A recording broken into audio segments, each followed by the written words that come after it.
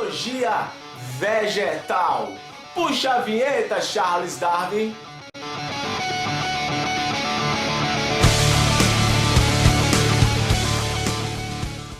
Galera maravilhosa, aqui no meu canal já tem aula sobre briófitas, já tem aula sobre pteridófitas, já tem aula sobre gimnospermas e sobre angiospermas. Esta aula aqui hoje você vai aprender a fisiologia vegetal, exatamente. Vai aprender a função das estruturas que formam o corpo de um vegetal. Agora vamos só lembrar aqui de uma coisa. Eu vou falar sobre raiz, caule, folha, flor, semente e fruto. Lembre, não é todo vegetal que vai possuir essas características. Eu já falei para você isso. Não é. Vegetal que vai possuir raiz, caule, folha, flor, semente e fruto são os vegetais do grupo das angiospermas. Lembre que briófita não possui isso. Briófita possui o quê? Cauloide, rizoide e filóide. Lembre que pteridófitas possuem raiz, caule e folha.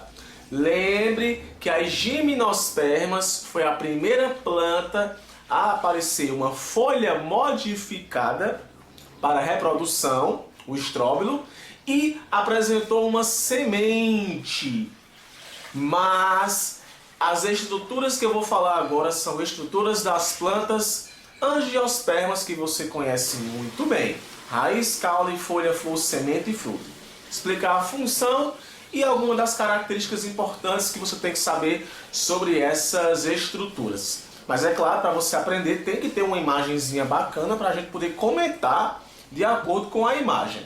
Então pega teu caderninho aí, pega tua caneta para tu poder notar, né? Note que quando você nota, você aprende, beleza? Então se liga nessa imagem aí, show! Beleza, galera? Então, raiz, né? Vem comigo aqui conhecer a raiz, estrutura essa presente aí nas pteridófitas, gimnospermas e angiospermas. Então, olha só aqui uma raiz típica que você já conhece. A raiz é um órgão subterrâneo, é um órgão aclorofilado, ou seja, não tem clorofila, nem cloroplasto, nem nada disso. Não vai fazer o processo de fotossíntese, beleza? Especializada na fixação e absorção de água e sais minerais. Ou seja, a raiz é aquele canudinho que vai puxar água e sais minerais, onde vai existir várias bactérias também nitrificantes para poder proporcionar a entrada de nitrogênio dentro do vegetal. Então a raiz, para ela ficar bombada, é importante que ela faça uma boa fixação e uma boa absorção de água e sais minerais. Bora conhecer umas estruturas aqui da raiz que eu quero que você conheça. Olha só essa daqui, a coifa. A coifa, pessoal, ela protege o meristema primário. Meristema primário é o responsável pelo desenvolvimento primário do vegetal, pelo crescimento primário do vegetal, o crescimento em altura. Os meristemas são células indiferenciadas, células que têm a capacidade de originar outras células, outros tecidos. Essa célula é muito importante para o vegetal. Então a coifa, ela vai justamente proteger esse conjunto de meristemas, pessoal, que é de fundamental importância para o desenvolvimento e crescimento do vegetal. A zona de crescimento, que é essa zona que se encontra acima da coifa, é também chamada de zona de alongamento. E essa região também ela é o resultado das divisões mitóticas que acontecem a partir dessa coifa. Acima nós temos a zona pelífera ou região pelífera. Importante demais o vegetal. Esses pelinhos, pessoal, eles absorvem a água e os sais minerais, entenderam? Então é importante que o vegetal tenha esse pelinho para poder acontecer essa absorção. Você achava que toda a raiz fazia esse processo de absorver água e sais minerais, mas não é, ó, essa região pelífera aí que faz esse trabalho. E por fim essa região suberosa, que é muito importante porque a suberina é uma estrutura, é um composto impermeável à água, então vai ajudar a proteger o vegetal. E essa região ela é importante, pessoal, essa região suberosa, para fixar melhor o vegetal no solo. Então a raiz, pessoal, ela é importante para a sustentação do caule que vai estar lá em cima, né? Então a raiz ela é assim, linda e maravilhosa. Olha aí duas raízes bacanidés que existem, a axial e a fasciculada. Olha só, a raiz axial, ou também chamada de pivotante, é uma raiz central. Note aqui uma raiz mais, digamos que rígida no centro e tem os seus pelinhos aí à parte. A raiz fasciculada, ela tem esses cabelinhos aí, uma raiz cheia de cabelo. Você também já deve ter encontrado esses tipos de raiz aí na sua vida. E aqui é uma raiz adventícia, que são aquelas raízes que partem do caule, que alguns vegetais também vão possuir esse tipo de raiz. Olha só, existem também as raízes tuberosas, é isso daí. Ah, olha aí, né? Você já conhece muito bem a cenoura aí, e esse outro vegetal, que eu esqueci qual é o nome dele, é a beterraba, né? Então, beterraba e cenoura, pessoal, são tipos de raiz. Olha que barato esse negócio aí, né? São raízes tuberosas. Quando a gente vai falar de caule, pessoal, o caule também é outro órgão fundamental no vegetal, importante demais. Ele vai ser importante na sustentação.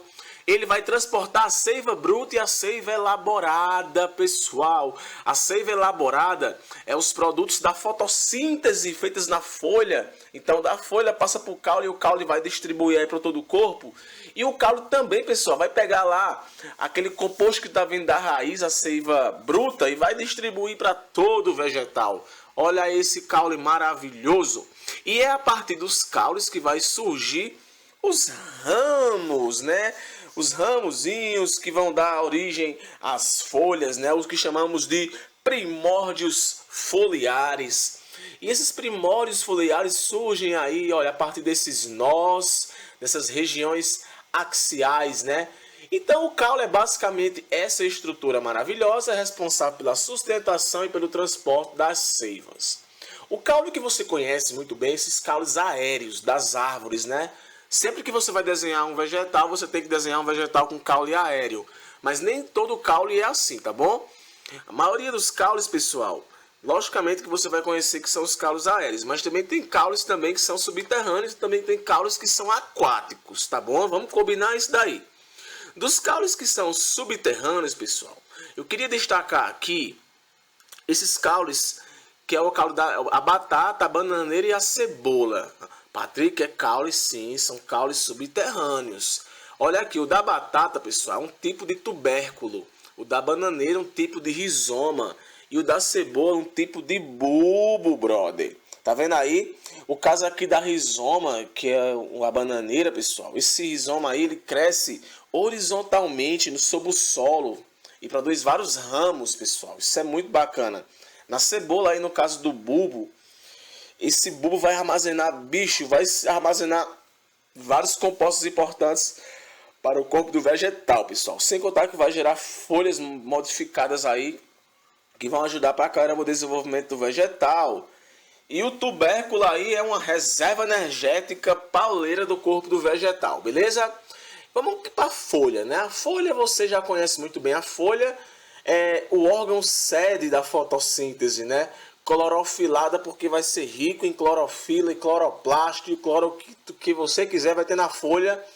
A folha é um órgão laminar, interessante isso, porque a folha sendo um órgão laminar, vai contribuir muito para o processo de fotossíntese, porque a folha vai ficar mais exposta ao sol. Olha só, contribui para a fotossíntese, pois, além de facilitar a absorção de gás carbônico, permite que grande número de cloroplastos fiquem expostos ao sol, né? No caso a luz. Pessoal, gás carbônico, porque o gás carbônico, brother, o gás carbônico é importante demais para a segunda fase da fotossíntese, a fase fotoindependente, que é a fase que acontece a fixação do gás carbônico. E é nessa fase que vai acontecer lá no ciclo de Calvin a produção de carboidrato, brother. Então o vegetal aí, ele vai precisar muito da folha para poder fixar uma quantidade aí show de carboidrato aí. A folha também, né, tem estômatos, e a abertura dos estômatos é quem vão proporcionar essa entrada aí de gás carbônico. Olha aqui uma folhazinha típica: a bainha, o pecílio, o limbo e as nervuras. E olha aqui, tem folha de todo jeito. O que você imaginar que tem de folha existe. A folha completa, que vai possuir todas essas estruturas que eu falei agora há pouco. E algumas folhas, pessoal, que eu não vou citar o nome, mas você pode ler aí, que são folhas que sempre vai estar faltando alguma das estruturas com relação à folha completa. Vale a pena salientar que existe uma caracterização da folha com relação às nervuras. A disposição das nervuras, pessoal, elas vão ser importantes quando a gente vai classificar as plantas em monocotiledônea e dicotiledônea. Eu vou já explicar para vocês esse negócio. Olha aí, nós temos as paraleníveas e as peninervias, que é essa classificação com relação à disposição das nervuras. Patrick, eu sou obrigado a saber disso? Cara, ninguém é obrigado a nada. Você é obrigado a saber uma coisa, que a folha é o órgão central da fotossíntese. Isso daí, meu amigo, nota aí no seu caderno. A folha é o órgão central, sede para o processo de fotossíntese, beleza? E olha só, existem algumas adaptações da folha de acordo com o vegetal, onde o vegetal ele vai estar sobrevivendo. Os espinhos é uma adaptação aí, vai armazenar água. Olha que bacana. Os espinhos, vale a pena lembrar que os espinhos eles têm contato diretamente com o sistema vascular do vegetal. Nós também temos as brácteas, que são essas regiões que vão acabar protegendo a flor. E essas brácteas, pessoal, elas são importantes para o processo de polinização, porque elas atraem os insetos. E as gavinhas, que também são vegetais que possuem essas adaptações, porque o vegetal, tipo assim, está num lugar que é baixo. Então essa gavinha aí vai ajudar com que ele possa encostar em outro vegetal. Essa gavinha ela vai enrolar em outro vegetal e o vegetal vai acabar ganhando muito com essa associação com outro vegetal. E se a gavinha, que também é uma adaptação das folhas, beleza? E temos aqui agora o fruto. Fruto que você também já conhece muito bem, porque você come muito fruto. E tem uma coisa que você, meu filho, não pode esquecer. Olha só, o óvulo origina a semente e o ovário se hipertrofia e origina o fruto. Então a semente vem do óvulo e o fruto vem do ovário. Olha aqui o fruto que você conhece aí, bacanidez, beleza? Apesar que eu coloquei uma maçã, né? A maçã, daqui a pouco eu vou dizer que a maçã, ela não sei se eu coloquei uma maçã, mas enfim, se for uma maçã, essa imagem aí, a maçã é um pseudofruto, que eu vou já comentar. Mas observe a estrutura desse fruto aí. Ele vai ter semente e vai ter essas regiões, chamadas de endocarpo, mesocarpo e epicarpo. Olha só, o epicarpo ele resulta da epiderme externa do ovário. Então vai ser essa camada, essa membrana, essa camada aí que vai revestir o corpo do fruto. O mesocarpo forma-se do tecido médio do ovário. Então o mesocarpo basicamente é essa parte comestível, né? Essa parte carnosa que nós comemos. E o endocarpo resultante da epiderme interna do ovário, beleza? E vai existir frutos, pessoal, que vão possuir uma semente, vai ter fruto que vai possuir mais de uma semente.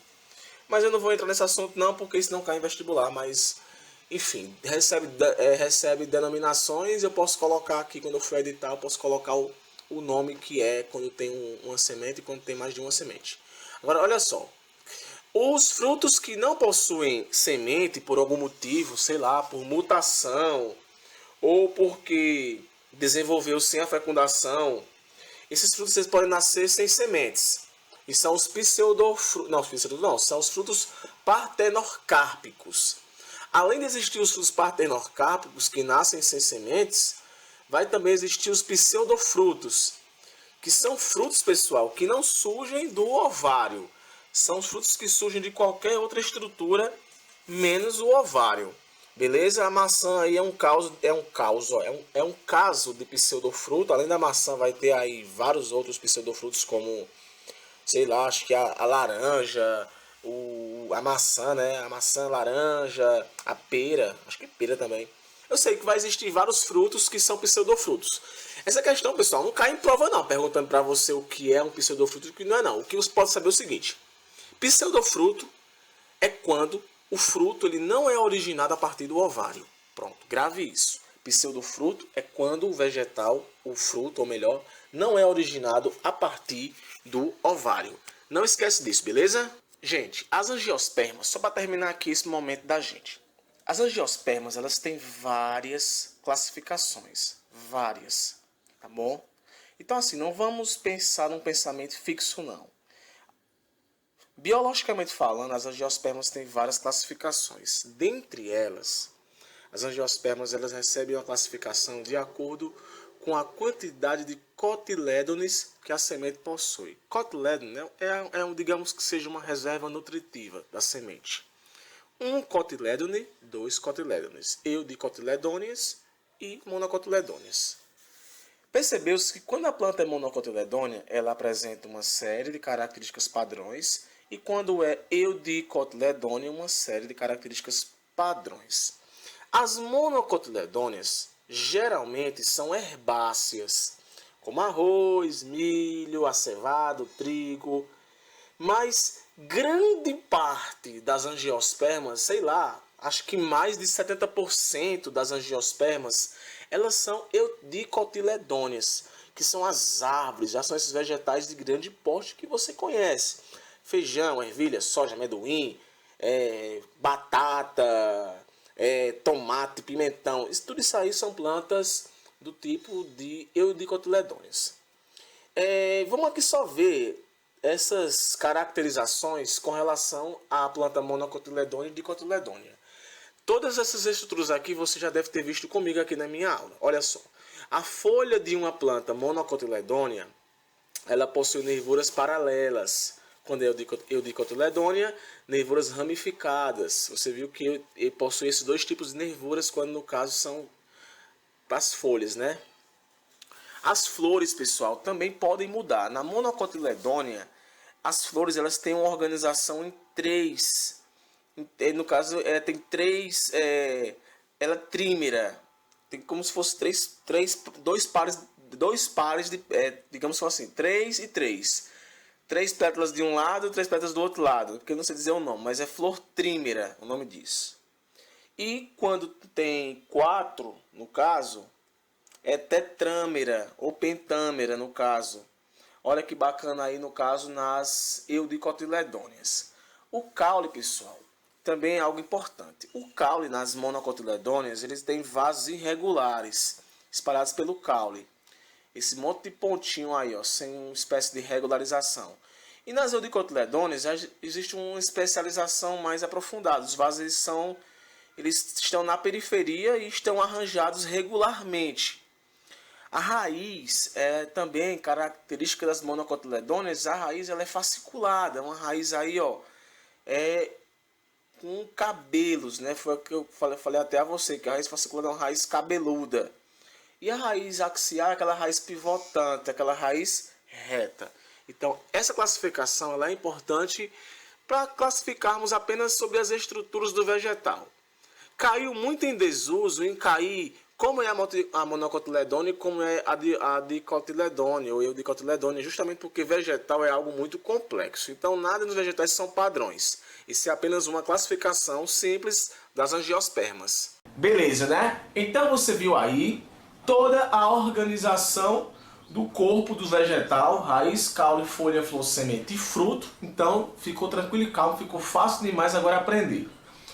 Para a sua prova, é importante que você saiba a função de cada uma dessas estruturas, porque possivelmente quando cai questões de botânica voltada para a fisiologia vegetal, ela gosta muito de fazer comparações de monocotiledônea com dicotiledônea. Então, se você não entendeu essa parte, volta para poder você entender melhor o meu comentário com relação a monocotiledônea e dicotiledônea, tá bom?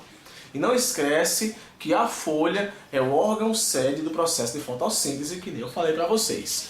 Espero que você tenha entendido. Olha só, é só clicar aqui ó, onde eu estou apontando para você poder inscrever-se no meu canal, para você estar aí atualizado das minhas videoaulas, sendo que toda quinta-feira eu posto aqui aulas no YouTube. Dá uma curtida aí para poder valorizar meu trabalho. E é isso daí. Valeu!